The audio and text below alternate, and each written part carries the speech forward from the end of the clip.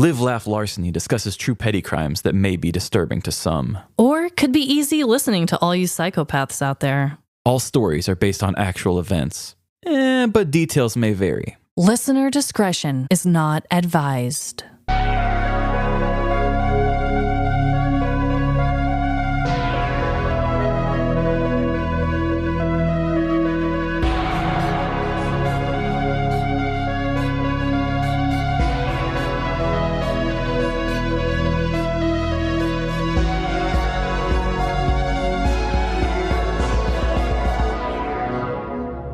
Live, Laugh. Larceny. Welcome to Live, Laugh, Larceny. The days for lawn mowing season are numbered. Yes, I hate mowing the lawn. And I'm Trevin. And I'm Amanda. And honestly, I'm just as excited as you are about the lawn. We hate doing our lawn too. It is the worst. I mean, I don't even mow my own, but I hate paying for it, and it's so expensive these days now. Oh, yeah. We used to do that. We can't do that any longer. So now the cold weather can just kill it all. Oh, yes, please. I saw some in my backyard already starting to look a little dead. I'm okay with it. They can just go ahead and die. Yeah. Well, Trevin.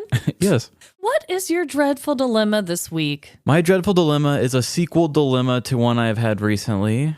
And I want to talk about my fingernails again. Okay. I want to give a check-in. As I had asked for anybody's ideas on how to do better on not chewing them. Did you get some? I got none. But I thought about it and, you know, like the joke of going to the doctor, it hurts when I do this. Well, just don't do that sort of thing. Right. When I'm like, oh, I have anxiety and people are like, Well, stop worrying about it. Stop stressing. Yep. Yeah. So I kind of did that to myself because I've been working out a lot lately and testing my mental fortitude. And I thought, you know what? Let's get comfortable with being uncomfortable. And you're not going to chew your nails anymore. And since I made that dilemma, I have not done it. Since that dilemma? Since that dilemma. And now I've got these long nails and it's so uncomfortable. And that's where my dilemma comes in. Okay. I think about it every second. Like, this is just showing you why this is such a problem for me. But I keep pushing my fingers against them and being like, oh, I have long nails. This isn't natural for me. And when I type now, I can feel them kind of get in the way at certain points. It's not that they're super long. No, not even at all. It's just what normal people nails do. See, I feel the exact opposite. If I don't have any nail and I'm typing, I want to just, I don't even know, explode. It's awful. It feels creepy. I'm like a little baby. I went to itch my face and I scratched myself. Do you need those little baby mittens? Yeah, I need little baby mittens for my new nails that I don't know how to handle. Oh my God. So what have you been doing instead of chewing your nails? At first, it was tough. I would find myself putting the nail up and not starting. And I'd be like, whoa, you're getting close. And I've realized this kind of goes with my body image issues that I had been dealing with. I started to realize that I check out of my body so much.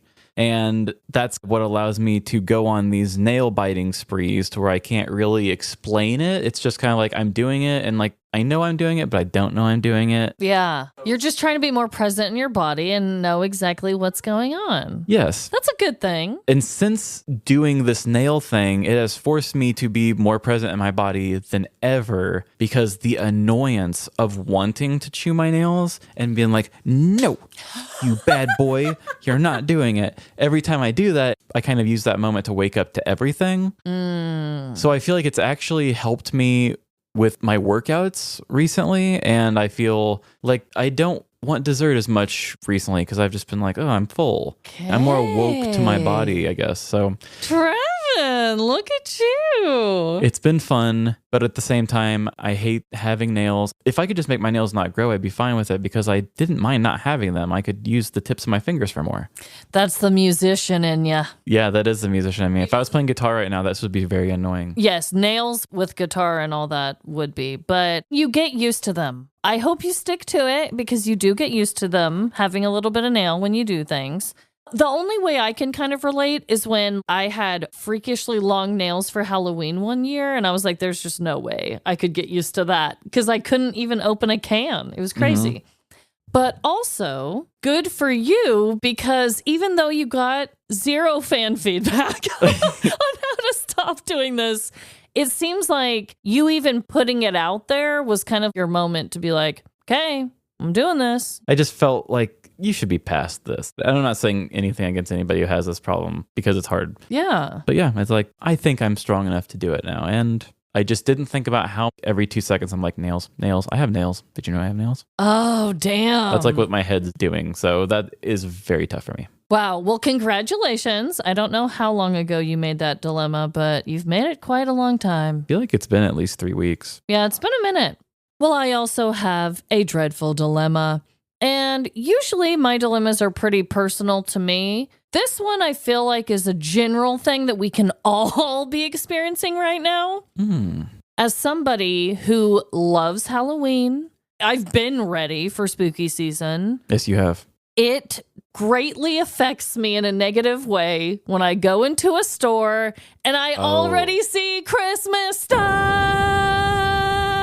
I couldn't agree more. Okay, I hate thank it. you. It's too early, especially like October in the fall keeps getting shorter and shorter. Yeah. Or at least it seems like the fall season and the spring, the best ones are getting shorter. Ones. Just give them their time. Like at least let me hit Halloween Day and then you can flood Thanksgiving all you want. Right. I do not care. But leave Halloween alone. Yes. I'm so glad you share the passion that I do on this topic. I feel the exact same way. I think that we are also used to Thanksgiving being taken over by Christmas, and it kind of ties into Christmas because Black Friday and blah, blah, blah, blah, blah, blah, blah. We're fine with that. And also, Thanksgiving started on a really violent, awful way. So whatever, who cares? But Halloween? Let it be its own spooky thing. There should not be Christmas PJs out. There should not be Christmas ornaments out. There shouldn't be all of this out. And it's just really stressing me out and making me very sad. I've been seeing eggnog out more. And maybe there are a lot of people in certain areas of the US that like to have eggnog in just the fall time. I don't know, but I always just think of it as a Christmas time thing. Same. But now that I think about it, I feel like there are people that like some nog around Thanksgiving, but maybe I'm wrong. I always thought eggnog was for Christmas time. I just saw eggnog out yesterday. Where is my pumpkin creamer? I can't find that. Where is it? Halloween hasn't even happened. Yes. It's a damn disgrace. And guys, no hate. I like Christmas. It's fine. But yeah, we're not Scrooges. It's just stay out of my Halloween. Yeah, give Halloween its due. Yes. So, Trevin, this week we're going to be doing a round of Would You Rather. Would you rather? Yes, we are. And it is my week to go first. I've got a would you rather that it's a real thinker. Oh, God. Okay, mine kind of is too. Let's put our thinking caps on. Would you rather end every sentence with the word daddy or a violent pelvic thrust? Did you make this up? I saw one very similar to this, so no, not fully, no. Okay, daddy. Okay. I wanted to try them both out. You'd have strong abs and after see a while. how it felt. Yeah, I guess that is one benefit, is that you might get some abs out of the deal. Damn, both of them are so unfortunate. They really are. Because if you call everyone daddy, or you're constantly saying daddy, You're not going to be taken seriously in your job. you're not going to be taken seriously. Everyone's going to think you have something wrong with your daddy. And parenting would be difficult. I guess I'd have to be the hip thruster, even though that too. That's problematic as well. Hard to gain respect.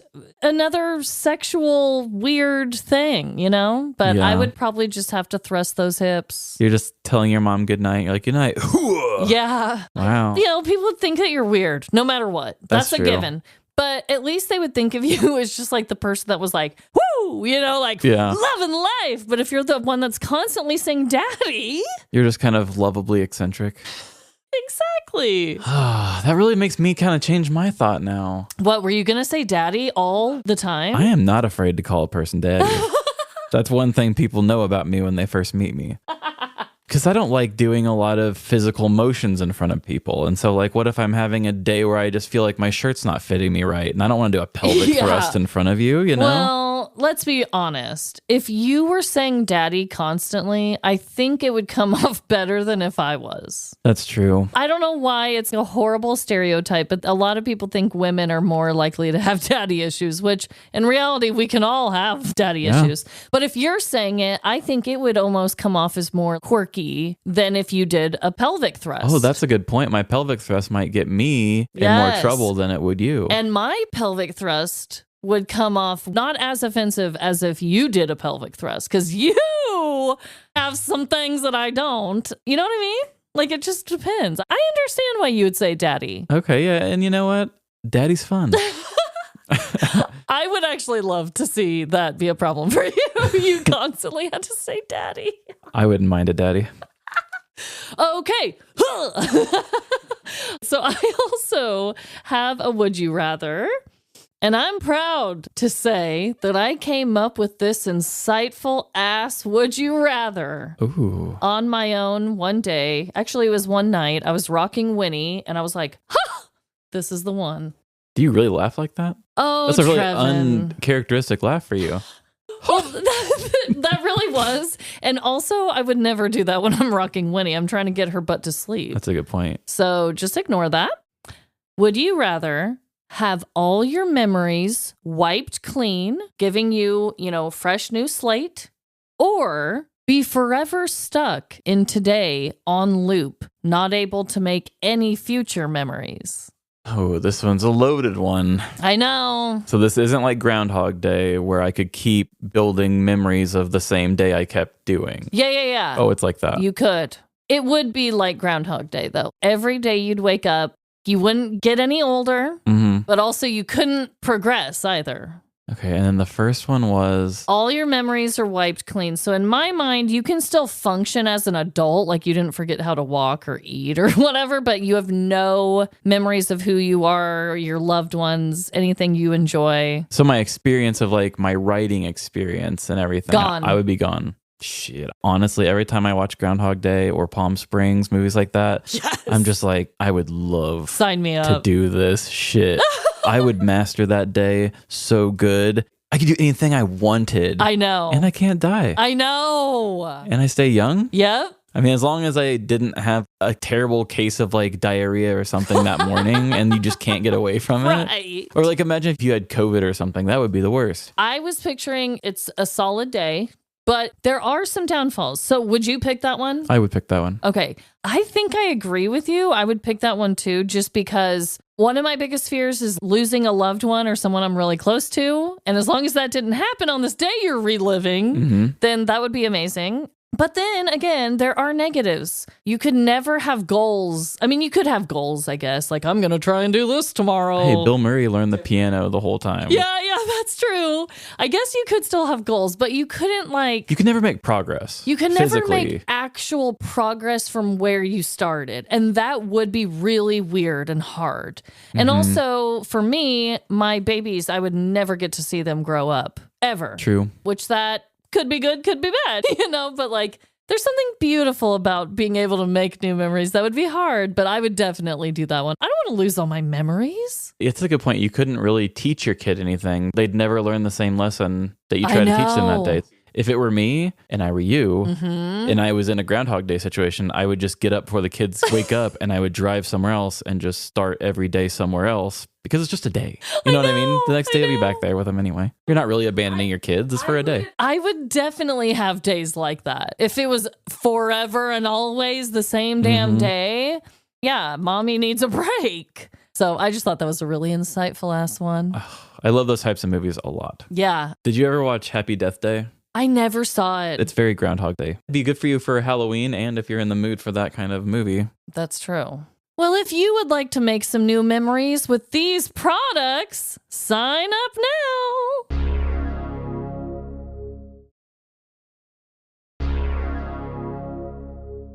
And welcome back to this side of the show. Sorry about that awful transition back there. It's an art for you. It really is.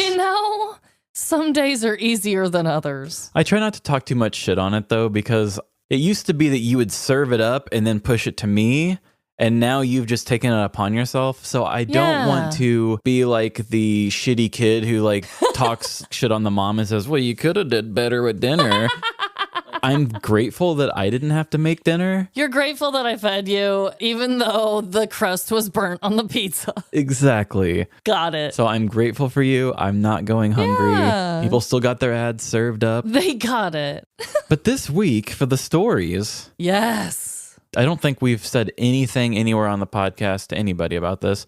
You wanted to do 2 Halloween stories this year. Yes. I think it was just last year we did like the 3 trilogy of stories, which that was a lot. I don't even know why we did that. It was because I was very inspired by 3 stories that were different horror-esque stories. Okay. Maybe one might have been actual Halloween, but those were just horror. Yeah. I kept finding super, super great Halloween stories. So I was like, yeah, Trevin, if you got one, I want to kind of do 2. So I'm so glad we both did it. Yes, you told me, and I went back and forth. I even texted our friend Molly and said, Amanda's doing this, and I don't think I can do 2. I said, I've got this one that might work. And then as I was telling her what it was about, I was like, but what makes it interesting is this and this. And I was like, I should just write this story, shouldn't I? But this is going to be kind of a first for me as a writer and something I'll be doing with this story. I will be touching a topic that might upset some people, especially during this time of year. Oh, no. But I don't really have a choice. And I guess when you see how the crime goes, you can only talk about certain things when talking about this crime, and it has to be this. This isn't going to be another cut off foot story, is it, Trevin? So last week I had the trigger warning for the cut off foot. This might have some opinions that might upset people. Oh, okay. But you know what? Nothing's really sacred here. No. So let's get in this and see what we think of it. And here we go. You're going to hear a lot about fear this holiday season.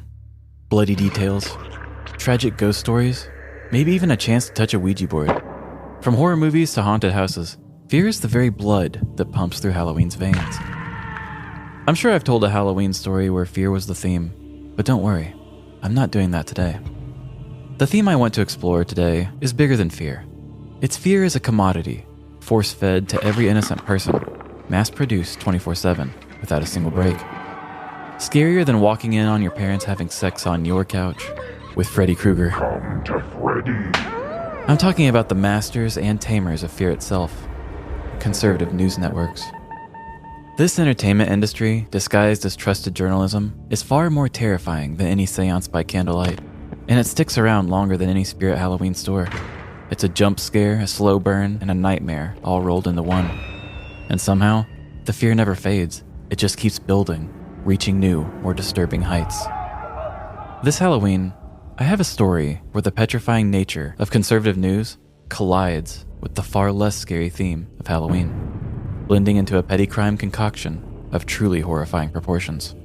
So get ready to max out your credit card on a sleep number bed, because after today, you'll never sleep the same again. The life of a spooky bitch comes with its fair share of waiting. You endure cheerful holidays like Christmas and Valentine's Day in your horror or witchy garb, knowing you're months away from your true source of power. As fall creeps closer, you start clinging to early signs of Halloween, like a cat seeking out the last patch of sunlight on the floor. We need that dark, unearthly energy to raise the hair on our arms and make us feel alive. For Sean, our 29-year-old Halloween enthusiast, spooky season was his time to shine. Ghosts and ghouls covered his front door. Every October began with flannel and a pumpkin patch, and it always ended with a costume that let him show a little skin, just for fun.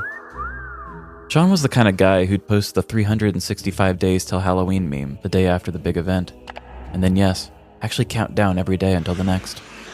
He even took part in online forums debating the merits of various horror movie franchises, passionately defending Saw against Hostel. Quit calling it torture porn! He'd been waiting all year, and finally, it was Halloween. Sean sprang out of bed to the sound of his custom October alarm. "It's Halloween!" he shouted, throwing his hands up like a kid in a board game commercial. For the past 31 days, he'd woken up to the sweet sounds of Pumpkin Everything, a joyful anthem filled with mentions of pumpkin spice lattes, cookies, and pies. While he was sad this would be the last time he'd hear it until next year, he knew it was his duty to give the song a proper send-off with an unforgettable Halloween night. In nothing but his Beetlejuice boxers, Sean made his way downstairs to enjoy a big Halloween bowl. He poured a mix of every General Mills monster cereal, punching behind a wall of the 4 iconic boxes. As he shoveled high-fructose corn cereal into his mouth, he admired his Halloween heroes staring back at him. Count Chocula, Frankenberry, Boo Berry, and the newcomer, Carmella Creeper. Though Sean had grown up with just the original 3, he welcomed Carmella with open arms, always a sucker for a woman with alternative style. Looking into the eyes of his 4 cartoon mascots, Sean thought about the big night ahead. He recalled those early mornings in the gym, doing box jumps and squat lunges, all in the name of sculpting his glorious legs. Not only was his costume going to turn heads, but the leg definition he'd sculpted during the spooky off-season was sure to draw attention to his chiseled meat sticks. They're at it again, Came a disgruntled voice from behind the wall of cereal boxes, interrupting Sean's breakfast trance. He sat up and looked across the table to see his roommate, Philip Calloway Brandstatter III, looking at his phone. "Oh, you saw the recent price hike on variety bags of Halloween candy, huh?" Sean replied, still fuming over the cost he incurred filling his trick-or-treat bowl. There are far more important things in the world than Halloween and candy prices, Sean. Philip said condescendingly. There's a war on the streets, a war on Christmas, and I just read that the Ice Bucket Challenge is a ploy by liberals to turn men into women. Apparently, the shrinkage from the ice-cold water can get stuck, causing a permanent transition. That's what the experts are saying. Philip's lack of Halloween cheer had always been a point of contention between the two. The arguments would sometimes lead to yelling and feats of strength, demonstrated by punching a wall. Communist! As much as the conversation was leading Philip to anger, he decided not to escalate things. Bidding his cereal monsters adieu, Sean glugged down the last of his chocolatey berry caramel apple flavored milk and rushed back downstairs. He wasn't about to let his roommate ruin this holiday. Standing in front of his mirror, he gazed into his piercing blue eyes, perfectly accentuated by his dreadlocks. In times of hardship, Sean always reminded himself that no matter what happened in the world, he remained beautiful. But just as he got lost in his model-esque good looks, blaring audio bled into his room. Coming up next, my Airbnb host, the Chinese spy. Why you should stop supporting this trendy app and put all your equity into the hotel industry. Sean glanced at the clock. Noon. Shit, he thought. This was the time Philip cranked Fox News while playing Call of Duty, a formidable kill shot to Sean's Halloween hard-on. With the propaganda and hyper-realistic sounds of war serving as his soundtrack, They're turning the frogs gay. Sean slipped into his Halloween costume. He refused to let Philip's inconsideration kill the vibe of his favorite holiday, a day already known for being dead. With his Spanx tightly compressing his bulge, and his short skirt offering everyone a view of a lifetime, Sean grabbed his tennis racket and strutted out of the house. He had some time to kill before the evening's big party in downtown Santa Cruz. Plenty of local businesses lined the streets, providing a better atmosphere than listening to Philip's time of leisure. Settling into a bar advertising custom drink specials, Sean plopped his barely covered ass onto the cold leather of a vacant stool. What'll it be? The bartender asked, drying a glass with an old dirty towel. And may I ask, what costume are you wearing? It's not every day we get a pair of legs like yours in here. Sean chuckled, feeling objectified and loving it. "I'm Serena Williams, the best tennis player of all time," I love that. the bartender replied. Well, the first round is on me, Miss Williams. It's our holiday special. I just throw some pumpkin puree into a jug with 151 rum and call it spooky shit. Enjoy. As the fun bartender wandered off to help other customers, Sean took a tentative sip of the horrendous concoction, trying not to taste its questionable contents. The pumpkin fire water burned his chest, but his attention shifted to the TV above the cash register. We now return to our special broadcast of It's the Great Pumpkin, Charlie Brown. "Now that's what I'm talking about," Sean muttered under his breath. The relief he felt from this Halloween classic helped him forget about Philip and even made him crave another sip of spooky shit. As he forced down the last of his drink, Sean thought of Linus's struggle to prove the Great Pumpkin was real. Sure, Linus faced setbacks, but he kept his faith, and, in the end, showed everyone.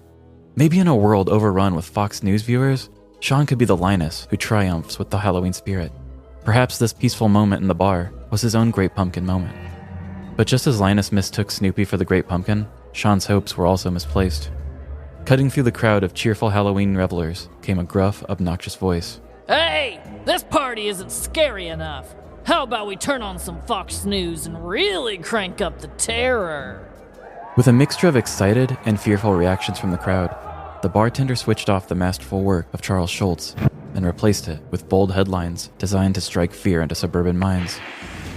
Coming up, experts reveal the 5 signs your millennial son might be a communist and the 5 herbal remedies that could save his life. The swirl of pumpkin, anger, and 151 rum churned inside Sean, baking into a pumpkin pie of pure rage. He hadn't waited 365 days for Halloween just to have it ruined. Every Halloween had been perfect. It was a tradition he couldn't let fall apart. Dropping a $10 bill on the counter, tipping for the second drink he'd never order, Sean grabbed his tennis racket. He left before he could hear any more Fox News. "All I wanted was a happy Halloween," he muttered to himself, gazing out at the bustling Santa Cruz streets. Everywhere he looked, people were dressed in costumes, a sight that should have brought him comfort. But so far, every Halloween moment had turned out to be Fox News in disguise. At this point, he was half expecting the costume party he was heading to would turn out to be a surprise Republican national convention. Sean stomped down the street, channeling the focus and drive of Serena Williams herself, just trying to find his place. The endless options around him didn't feel like a world of opportunity, but a rogue's gallery of disappointment. With his hands on his hips, he stood still as the city's Halloween revelers passed him by.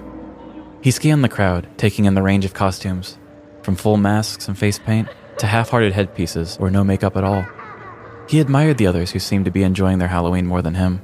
But amid the swarm of fellow spooky souls, Sean's eyes landed on an imposter, someone who had no business celebrating. A tall man in a red suit jacket, proudly holding a microphone, emblazoned with the Fox News logo. "You've gotta be fucking kidding me," Sean said to himself, clenching his fists. "Did he really come here to spread more lies and ruin my Halloween?" The more Sean stewed over his hatred for the conservative news network, the more he felt himself spiraling out of control. His anger surged as he pictured all the things he wanted to do to that newscaster, until he suddenly looked down and realized he was already running straight towards him. Waking up to the reality of the situation, Sean smirked, realizing his subconscious had a pretty good idea of how to handle this. "I hate Fox News!" he yelled, grabbing the man by the suit jacket with one hand while dropping his racket to snatch the microphone with the other. As the newscaster stood stunned, Sean shoved the microphone down his skirt, playfully rubbing the audio device against his 2 favorite tennis balls. Still not satisfied, he dropped the mic, picked up the racket, and turned it into a makeshift weapon. Swinging the aluminum paddle with enthusiasm, he practiced his serve, connecting with the man's arms and back. It's just a costume, man! He yelled, but the wannabe Serena Williams just kept whacking away until the other costume partygoers began shouting for the police. Looking back and scanning the array of eyes, masks, and faces that formed the wall of people ahead, Sean spotted another figure that didn't belong. A bouncing policeman who, unlike his assault victim, was definitely not just in a costume. Freeze, you gorgeous fuck! Sean picked up his racket and sprinted as fast as his beautiful legs would carry him. He knew a male Serena Williams wouldn't get far in a crowd, but escaping didn't matter anymore. Regardless of how the foot chase ended, he had already made this Halloween unforgettable. On Halloween night of 2014, 29-year-old Sean Corey attacked a man with a tennis racket while walking the downtown streets of Santa Cruz, California. According to Deputy Police Chief Steve Clark, Sean, dressed as a tennis player, approached the victim, a man wearing a Fox News Halloween costume, while yelling, "I hate Fox News." He then shoved the newscaster's mic down his pants before assaulting him with his aluminum tennis racket. Sean was later chased down by the Santa Cruz police and arrested on 1 count of assault with a deadly weapon. Sean's story doesn't quite end there, though.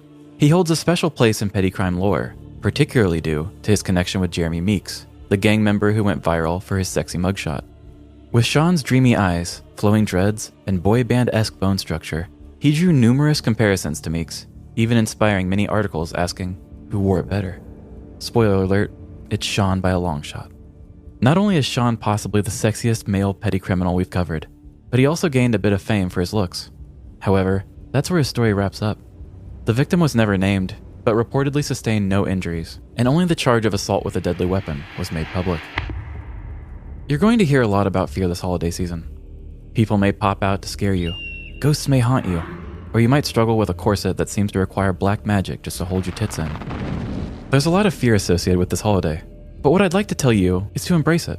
For every headless doll you find in your panty drawer, or scary movie commercial that interrupts your favorite YouTube video, at least there's a much more entertaining kind of fear than what we've been facing this year. So embrace the fear and don't solve your problems with violence. Because when you're dealing with a holiday known for tricks and treats, you might just find that your future victim was fake news all along. Oh, okay, I get it. Politics is a sensitive subject, especially around this time of year. Especially how people who are fans of this particular kind are pretty big fans. Yes, but I think you handled it really well.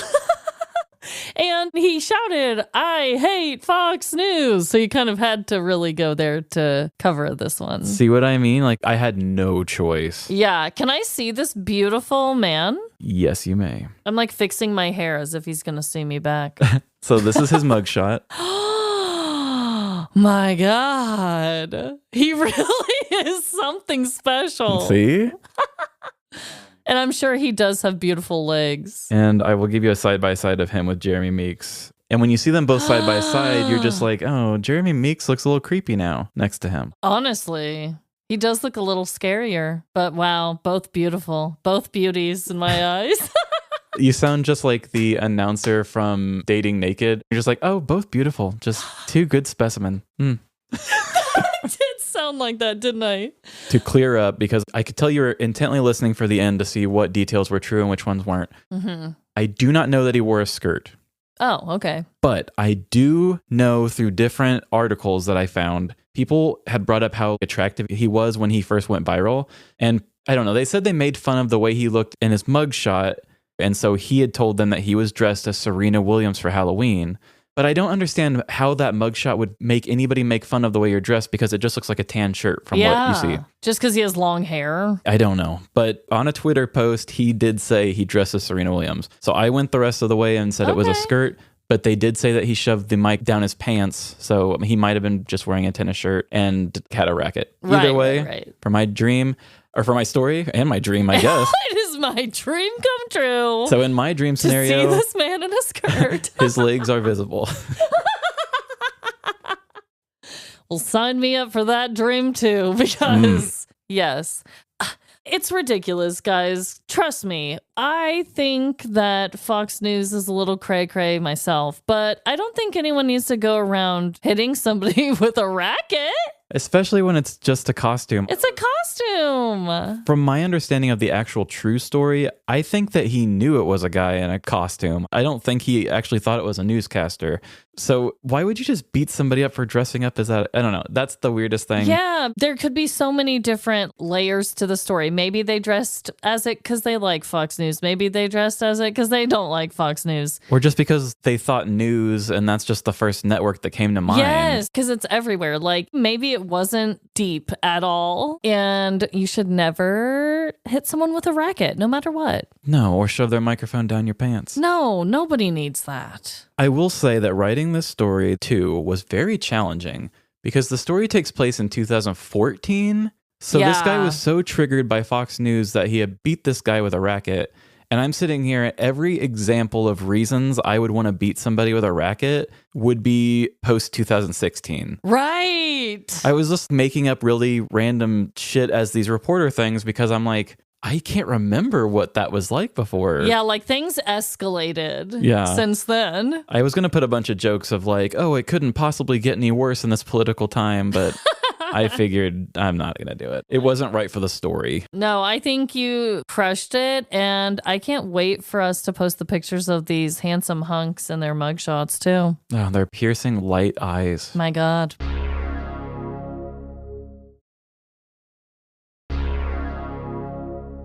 Well, I also have a spooky story for this time of year, and it is from the news as well. Oh, man. Also, my story today does tie into my dreadful dilemma, but it does so in the most unexpected of ways.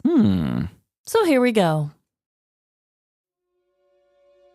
It's my favorite time of year again. The autumn leaves outside start to change colors under the sepia-toned sky. The brisk fall winds cause me to nip, allowing me to stock up on a variety of scarves. And I shamelessly blare the song Pumpkin Everything as I devour everything pumpkin in sight. It's spooky season, and it's time to celebrate. Yet, each year, when my beloved Halloween crawls closer, there is a rival holiday that tries to consume the curated darkness and frights. A holiday that prefers gifts over costumes and joy instead of gloom. Although Halloween time comes with its own horrors, there is nothing more frightening than when Christmas comes early. It was October, during the year 2016, in the city of Cabot, Arkansas, where residents Tim and Melissa Minshew spent their afternoon decorating their yard with Halloween decor. As a team, the couple strung fake spider webs from their gutters to the ground. They wrapped their porch in eerie streamers and placed their freshly carved jack-o'-lanterns onto their hard sidewalk. It was starting to look good, but as the pair stood back and looked at their work, they knew the decorations were missing something. Melissa looked at Tim with her hands on her hips. I don't know, honey bun. I think we need to kick up the creepiness to another level. Tim followed Melissa's movements, looking back at the spooky embellishments, with his hands also on his hips. You might be right, Love Muffin. It's a bit juvenile looking at the moment. He agreed with his wife. I've got an idea. A really scary, amazing idea, Schmootsy Poo. Melissa shouted with a gleam in her eye. What is it, my darling patootie? You go ask our precious angel children if they have any baby dolls around the house they don't play with anymore. And I'll get the fake blood. The excited couple went their separate ways, with Tim asking his kids for their old and unwanted dolls. Hey kids, can I mutilate your childhood? And Melissa on the hunt for fresh artificial blood. The husband and wife reunited in the front lawn with all materials needed and got to work. They shoved baby dolls into black cauldrons, flayed cabbage patches into an outdoor grill, and laid dollies with eyes that shut out on their picnic table. Next, they each grabbed a tub of fake blood and splattered it everywhere. After many minutes of dousing their yard in red liquid, Melissa and Tim were exhausted. The two stepped back again, this time dirty and out of breath from the bloodbath before them. Melissa looked at Tim with satisfaction on her stained red face. I think we did it, Sugar Bud. The truth was that they had done it. The once ordinary Halloween decorations were now quite horrifying. Tim and Melissa were proud of their work, even though it scared their children and Melissa's mother who lived with them. And it wasn't just them that were appalled by the gruesome display in their front yard. Across the street from the Minshews lived Miss Pritchett, the crankiest, nosiest, and oldest neighbor in all of Arkansas. She peered through her window blinds the following Monday morning, almost choking on her dentures when she saw the horror taking place in her neighbor's yard. The old woman stumbled to her phone and desperately dialed 911. 911, what's your emergency? Oh my good heavens! There's an emergency happening across the street from me as we speak. Okay, ma'am. Can you tell me what's happening? Babies and blood everywhere. It is disgraceful what they've done. How many babies are there, ma'am? And are they still breathing? Oh, Lord, no! These are baby dolls, officer. They've decorated their home with bloody baby dolls, and it must end. All right, ma'am. We will send you someone out shortly to deal with this dispute. Miss Pritchett impatiently waited by her window until an officer pulled up to her neighbor's address. She watched through her small crack in between blinds as the officer stepped out of his cruiser and into the depths of a doll graveyard. He was a young officer who walked cautiously around the scene before knocking on the Minshew's front door. Tim and Melissa were at work and their kids at school, leaving only Melissa's mother to answer the request to open up. Hello, officer. Is everything all right? Is my family okay? Melissa's mother asked in a panic. Oh gosh, yes ma'am, everything is okay with your family. We were simply called out here to inform the residents of the home that there have been some complaints made about your Halloween decorations," the officer stated, already feeling awkward about being there. Oh, I see. I thought the baby dolls was a bit much myself, but this isn't just my home. Melissa's mother laughed as she explained. I will let my daughter and her husband know once they get home from work. "Thank you, ma'am. And I hope you have a happy and safe Halloween," the officer said as he politely excused himself from the haunted porch. It wasn't long after Tim and Melissa returned home that tension started to build between neighbors. Melissa's mom informed the couple about the police visit and the complaints made about their spooky decor, while Miss Pritchett glared through her blinds in disgust until something was done. Although their neighbor's name wasn't given by the officer, the couple knew there was a high chance it was the miserable Scrooge across the road, Miss Pritchett. Melissa and Tim held each other close as they discussed what their next moves would be. "What do you think, Boo-Boo? Should we take the baby dolls out of the grill and back inside?" Melissa asked sadly, laying her head on Ted's shoulder. Yes, doll cakes. We take it all down. Tim affirmed with anger in his tone. Melissa sniffled as she said, "But what about Halloween?" Tim looked distraught at his wife, slowly turning his neck to stare vengefully at Miss Pritchett's house. Unfortunately for this year, Christmas must come early.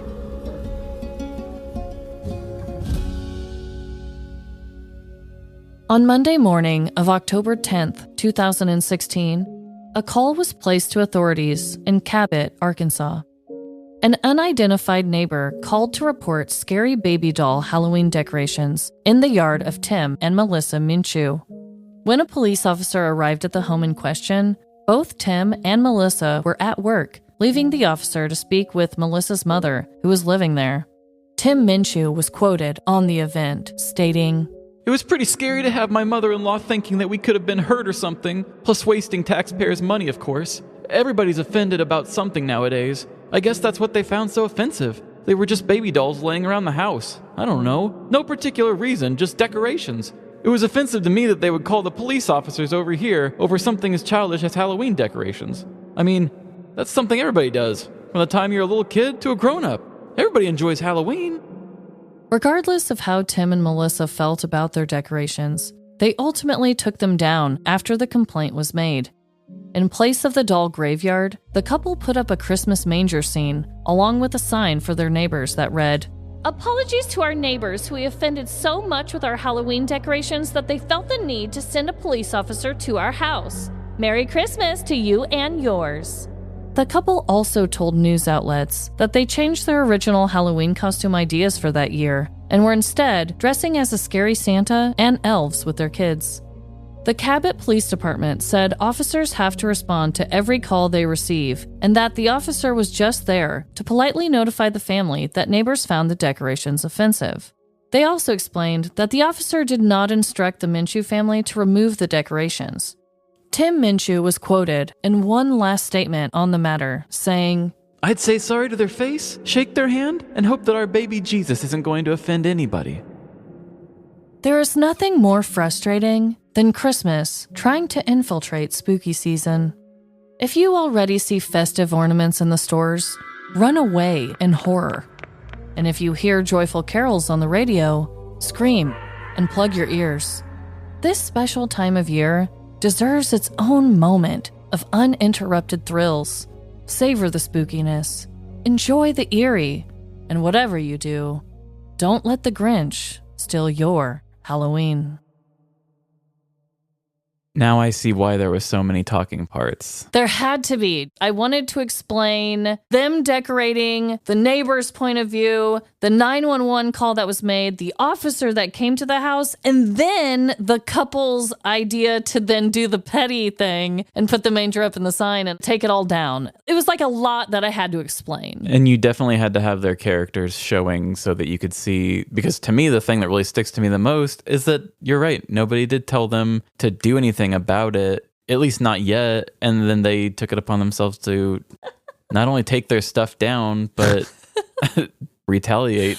I thought it would be really funny to have the main couple be like this cutesy little, oh, schmootsy, oh, patootie. Mm-hmm. But really, they were like the creepy ones with the bloody dolls and the petty ones that then put up a sign on their tree over it. I will say it is weird that they had to call the police. Yes. Even if the police weren't saying anything bad about what they were doing, the fact that a neighbor would call the police over it is really annoying. Yes. It's just like those dicks down the street from me who called pet services on us because Mabel barking that one time or a couple times.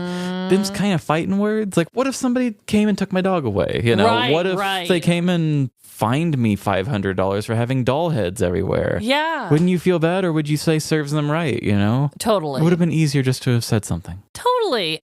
Part of me wonders if there was a history between the neighbors or what. I wonder that too. Because nowhere on any of the articles that I read did it say Miss Pritchett. I made up her character. The only people's names I had were the husband and wife. And it clarified that they had kids because they said they were going to change their Halloween costume to Christmas. They were just like making Christmas come early because somebody ruined all their fun, I guess. I don't know.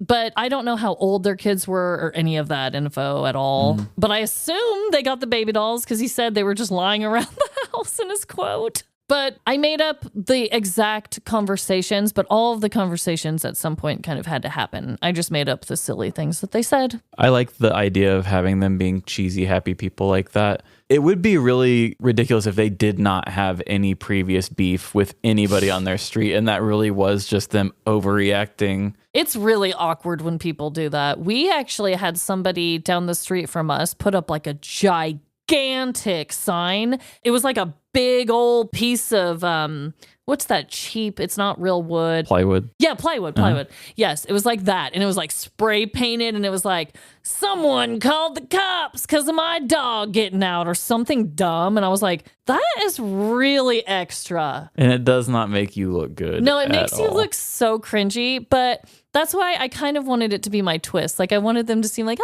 they're just into some creepy shit. But really, they're kind of petty. I mean, it's petty for the neighbor. It's petty for them. They didn't have to take all their Halloween down and like cancel their Halloween. It almost seemed like they felt like because they got a complaint and a police officer came, all bets were off and Halloween was ruined. Exactly. And it's like, guys, don't let your neighbor have that much power over you. Yeah, just be like, hey, that's fine, and keep it the same way if you want, and then just see if the police say anything else. Or ask the cop while he was there, like, hey, can you do anything? Yeah, do I have to take these down? Am I breaking rules? Yeah. Like, guys, it's going to be all right. But I did read an article too, and I forgot to include this at the end, but I guess they're known in their little area for really going hard for Halloween. And the following year after that, they did a big Halloween thing.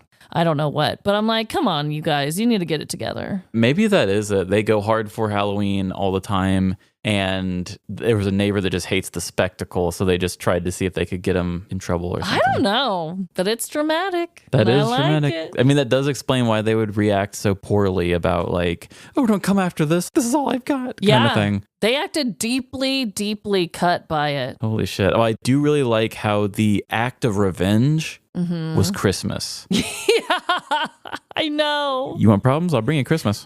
I know. They're like, you want to see something? Baby in a manger. Can't talk shit on Jesus now, can ya? But you know what's funny and also kind of scary is that both of our stories, not only did we talk about Pumpkin Everything, the song, which if you haven't heard it, all of Trevin's You'll original hear it. music is on Patreon as well. You can listen to that all day if you want. So they had those connections. Both of them talked about Christmas. Yours was much more brief than mine. But also, we both talked about things that people say not to. Politics and religion. I mean, I didn't totally talk about religion, but Jesus in a manger. So what is it? Is it the Christmas connection? Is it... Well, the pumpkin everything is just... Pumpkin everything has to be it, because we're not ready for Christmas. We were just talking shit about Christmas coming early. Yeah, exactly. But I do like that mine was a war on Christmas and yours was Christmas as a weapon. So the Christmas mentions definitely deserve to be in there. But if you are looking for a Halloween connection, Yes. definitely pumpkin everything. Because, well, we're both doing 2 Halloween stories this year. I've technically written 4 different Halloween things this month. Uh-huh. It is funny that we decided to throw pumpkin everything in On this particular one. episode. I know. And Christmas. Weird. Yeah. Very weird. But I hope that everyone is having the best week. And just remember, no matter the crime, big or small, in the end, we're all doomed. Just doomed by Fox News standards. Bye. See ya. I know we just talked mad shit about Christmas coming early, but if you would like an early gift, come on over and join our Patreon for bonus content and ad-free episodes. And do you find yourself calling people daddy at the end of all your sentences? If so, tell us about it on social media. You can call us daddy too. Find us on Facebook, TikTok, Instagram, or Threads. Live, laugh, larceny. And have you ever smacked someone with a racket? If so, send us your petty crime story, livelaughlarceny@gmail.com. And if you're offended by the Fox News thing, don't give us a rating. Anybody else, give us 5 stars. Apple, Spotify, or Good Pods.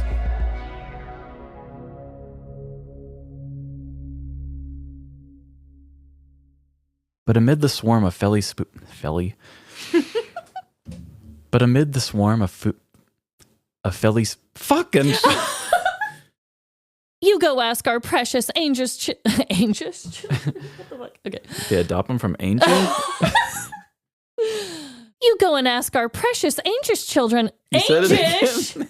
What is Angish? What is that? Wow. Precious Angish? I'm feeling a little Precious anxious today. angel. Oh my God.